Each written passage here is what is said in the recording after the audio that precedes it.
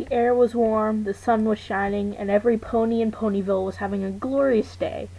The town square was bustling and crowded, and busy ponies filled the streets.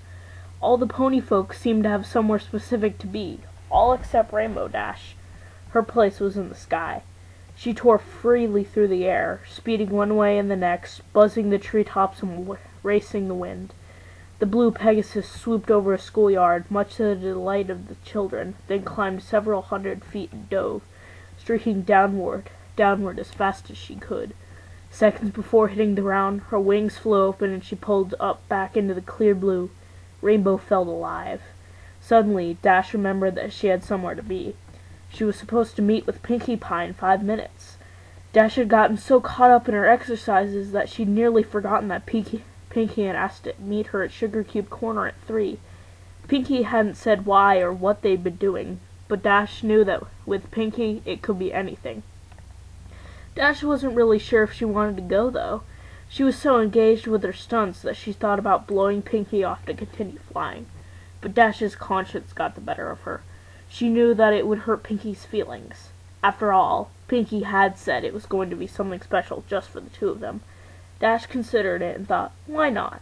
What did she have to lose? Heck, it might be more pranking. Pinkie might have found a bunch of more fun stuff to pull on folks, and they'd had so much fun the last time. Dash kicked into overdrive and made up for lost time, and sped to her appointment.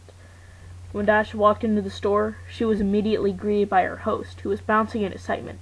"Yay, you're here! I've been waiting all day!" said the jumping pony. "Sorry I'm a little late, Pinkie. I was doing my afternoon exercises and lost track of time," Dash apologized.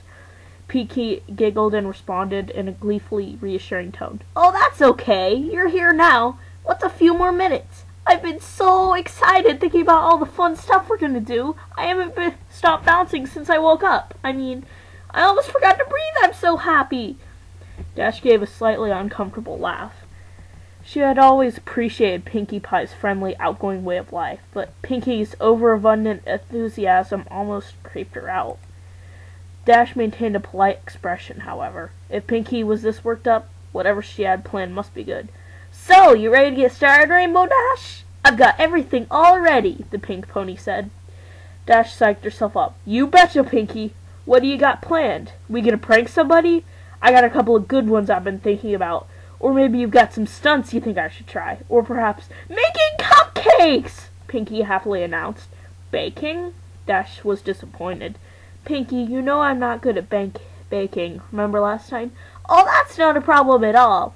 I only need your help making them. I'll be doing most of the work," Pinkie explained. Dash thought about it for a second. "Well, alright. I guess that's okay. What exactly do you need me to?" "That's the spirit! Here you go!" Pinkie handed Dash a cupcake. Dash was puzzled. "I thought I was helping you bake." "You will be. I made this one just for you before you got here." "So this is like taste testing or something?" "Sorta," Pinkie said. Dash shrugged and popped the pastry in her mouth. She chewed a bit and swallowed. "Not bad." "Okay, now what?" Dash asked. "Now," Pinkie informed her, "you take a nap." Puzzled, Dash opened her mouth, but instantly felt lightheaded. A wave of dizziness washed over her, the world spun, and seconds later she collapsed to the floor. When Dash regained consciousness, she found herself in a dark room. She tried to shake her head, but found that a taut leather strap held it firmly in place. She struggled to move, but braces around her chest and limbs glued her to a rack formed from a series of sturdy planks, which appeared to spread her legs wide apart. Dash's wings were the only part of her not tied down, and they fluttered frantically while she struggled to escape. As she writhed, Pinkie jumped suddenly into her line of sight. "Goody, you're awake! Now we can get started!" Pinkie stated gleefully. She bounded into the darkness and quickly reappeared, pushing a small cart covered with a cloth. "Pinkie, what's going on? I can't move," Dash said urgently. "Well, duh, that's because you're tied down," chided Pinkie. "That's why you can't move. I didn't think you needed to be told that." "But why? What's happening? I thought you said I was going to help make cupcakes." "You are helping. You see, I ran out of the special ingredient, and I need you to get more." "Special ingredient?" Dash was now breathing heavily and started to panic. What special ingredient? Pinky giggled and responded, You silly! Dash's eyes widened, her face contorted in fear. Then she started to laugh and said, in a voice bordering on hysteria, Woo! You really got me there, Pinkie Pie. I mean, tricking me into thinking I'm gonna get all made into a cupcake? I gotta tell you, this is the best prank yet. You win. You're the best. Pinkie only giggled even more. Aw, thanks, Dash. But I haven't done any pranks today, so I can't accept your praise. Dash was struggling again. Pinkie, come on. This isn't funny. Then why were you laughing? Before Dash could answer, Pinkie grabbed the cloth and whipped it off the cart. On the cart was a tray containing various sharp medical tools and knives, carefully organized and wickedly sharp, as well as a large medical bag. Dash was now in full panic mode. She started to hyperventilate. Her mind raced as she tried to reason with the pink pony. You can't do this, Pinkie! I'm your friend! I know you are, and that's why I'm so happy that I've got you here.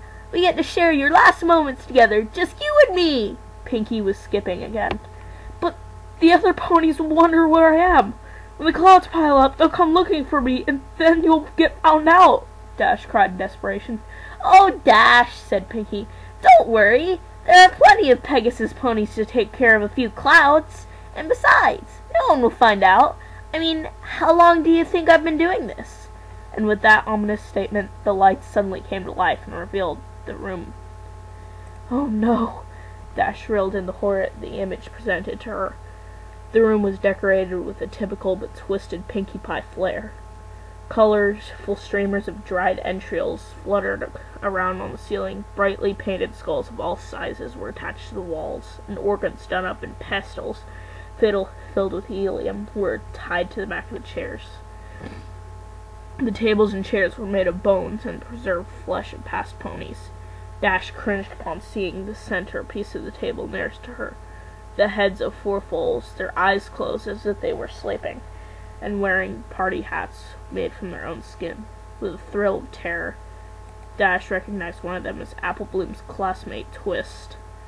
Dash's eyes darted back and forth, then fell upon a patchwork banner hanging from the rafters.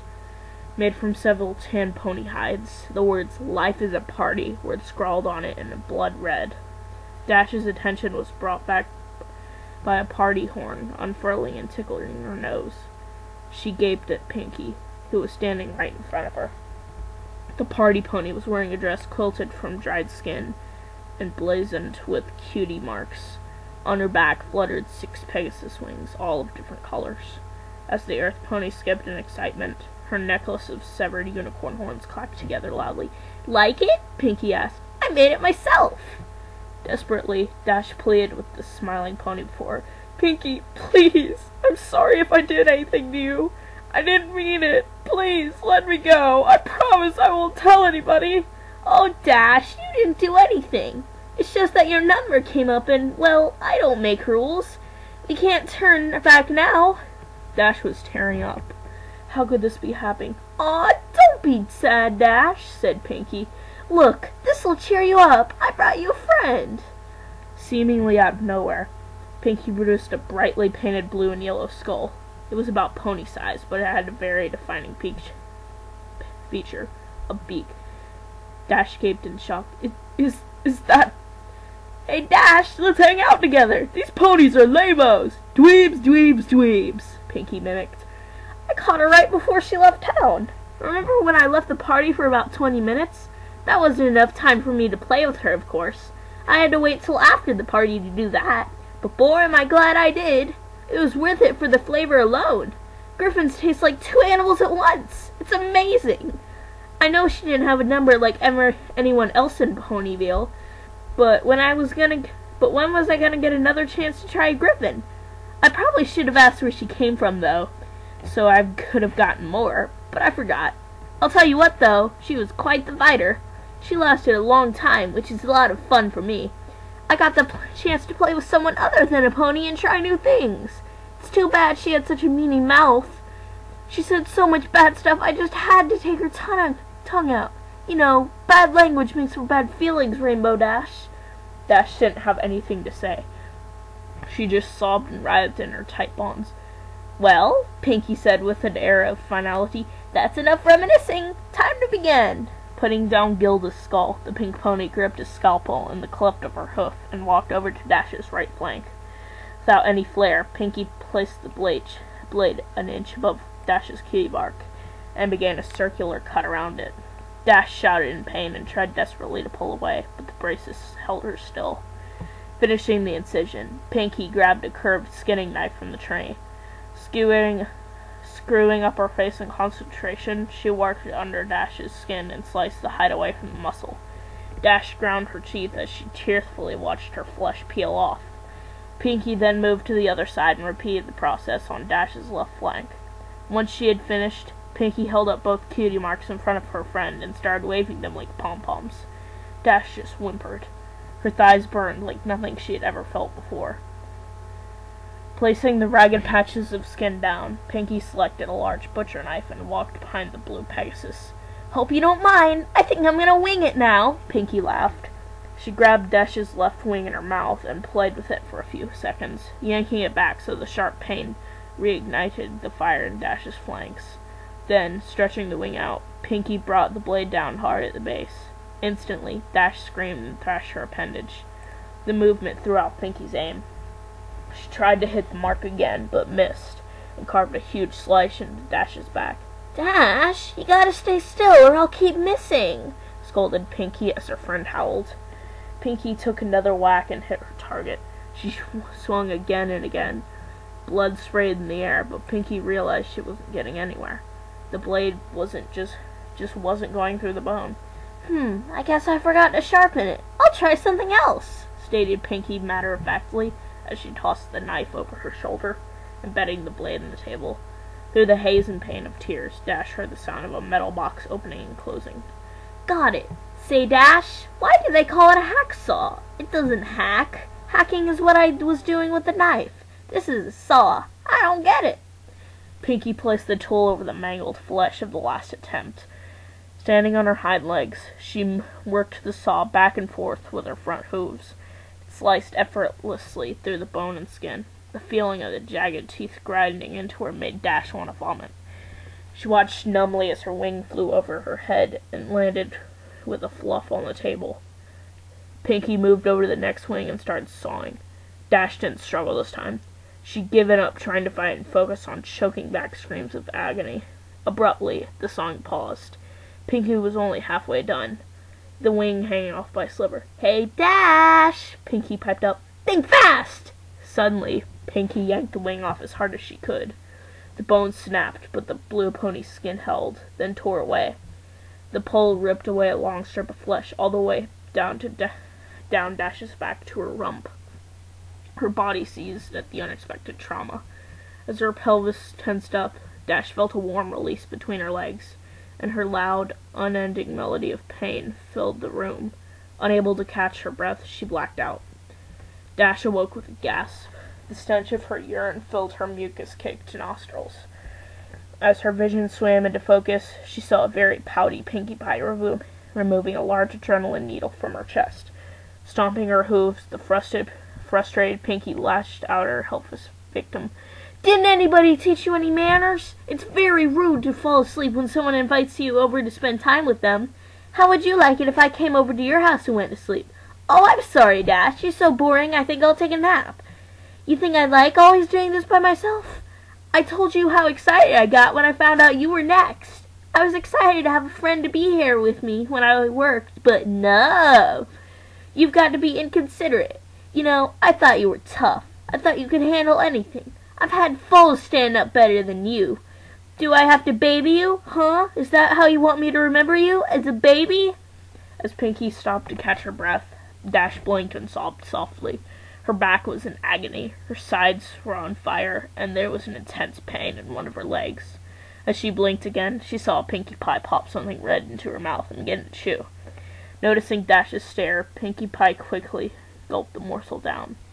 "What?" Pinkie asked. "Oh, this?" She held up another piece. "Well, while you were asleep, I got a little impatient and helped myself to a small sample. I got it from a leg. You're not bad. Want to try some?"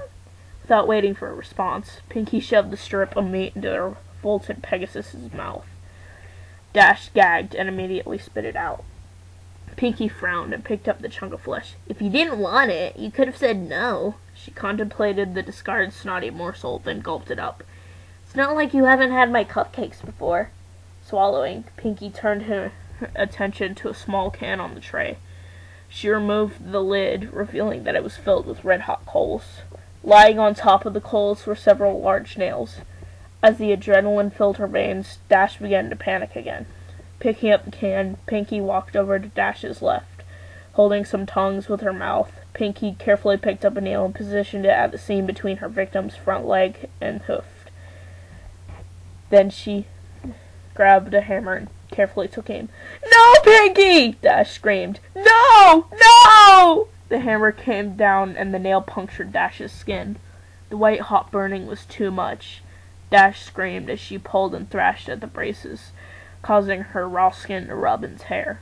Pinky tried to line up another nail, but couldn't find her aim, and let out a frustrated grunt. When Pinky brought the hammer back down to take a wild scream, Dash burst out, crying and begging, "Please stop! Please! Please stop!" Pinky rolled her eyes. Putting down the hammer and tongs, she walked back in front of her friends and stared pensively at the broken Pegasus. Gilda didn't even cry this much when she had a live parasite stuffed down her throat. Pinky thought for a minute about what to do next, then had a sudden spark of inspiration. Rotating a wheel on the rack, Pinky laid Dash on her back, then moved to Dash's hind legs, bringing the can with her. Picking up her tools, Pinky drove a searing hot spike of metal directly into the bottom of Dash's hoof. As Dash yelled in pain, Pinky moved around and drove a second nail into the other hoof. Next, Pinky went back to her cart and located an enormous battery and controller, which she dragged over to where she was working. She tied copper wires between the terminals and the nails driven into Dash's hooves, then gave Dash a wink and flipped the switch. Electricity rocketed through Dash's body. The blue pony reacted immediately. Her body seized and her muscles snapped taut. Dash's hips thrust skyward, her eyes rolled back, and she let out a deep throat-shitting cry. Pinky giggled and danced in place, then reached down and turned up the juice. Dash convulsed uncontrollably, and her bladder emptied once more. After about 5 minutes, Pinky shut off the power. Wisps of steam rose from the singed fur around Dash's hooves, and the area reeked of cooked flesh and burnt enamel. Pinky rotated Dash upright again and tried to snap the drooling, delirious pony back to attention.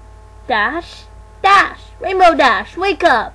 Dash moaned and managed to give a modicum of weak acknowledgement. Pinky studied her handiwork, then reached into the medicine bag and produced a large syringe. "All right, time for the last round." Dash focused blearily on the needle, which Pinky took as a question as to what it was. "This is a little something to take the pain away," Pinky informed Dash as she walked around to her victim's ruined back. Dash flinched as Pinky jabbed the needle into the lower part of the blue pony's spine. Moving in front of her friend again, Pinky leaned down and elaborated. "In a few minutes, you won't be able to feel anything below your ribcage. Then you'll be able to stay awake to watch the harvest." Dash started to cry again. "Pinky," she choked out. "Yeah?" "I want to go home," Dash sobbed. "Yeah, I can see wanting to do that," replied the party pony. "Sometimes I just want to give up. Just say, 'I'm done with this mess,' and go to bed. But you know what? You can't just shrug off your responsibilities. You gotta pull yourself up and meet the challenges head off. That's the only way you're gonna get ahead in life." Dash hung her head and cried. Minutes passed as the drug took effect. Eventually, Dash was completely numb from her chest to her flanks. At this point, Pinky approached with a scalpel. Glancing at Dash and smiling, Pinky made a long horizontal cut across the Pegasus pony's pelvis, just above her crotch. Moving up Dash's body, Pinky made a similar incision under her ribs. Finally, Pinky made a long vertical cut down Dash's stomach, connecting the first two. "Looks like I got my eye on you, Dash," Pinky giggled. With a moist, gooey sound, the flaps of skin opened. The sight of her own organs and lack of feeling caused Dash's breathing to intensify.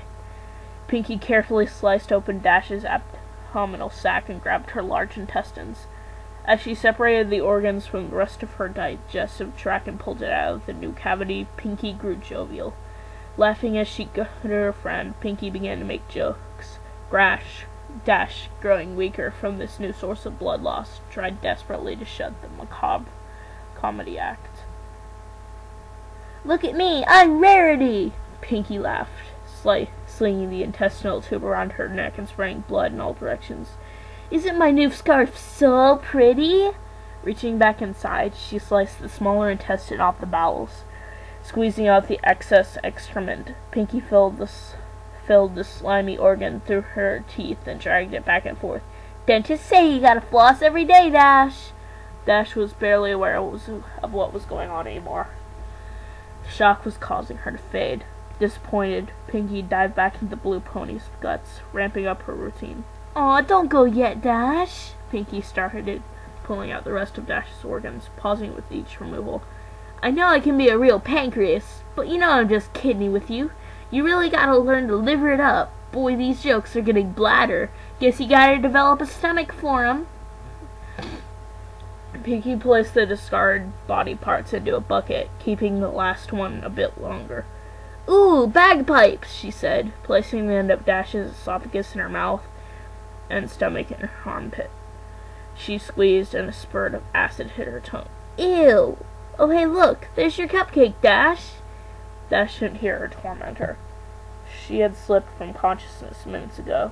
Pinky, not yet satisfied, hit Dash with another adrenaline shot. Dash woke up for the last time, her heart pounding. Warm blood flowed out from the wound in her chest in great spurts. It wouldn't be long now. Pinky brought Dash around onto her back again, straddled the blue pony's chest, scalpel at the ready. "You know, Rainbow Dash, I'm disappointed. I thought you would have lasted longer. I really wanted to spend more time with you before we got here, but I guess it's my fault.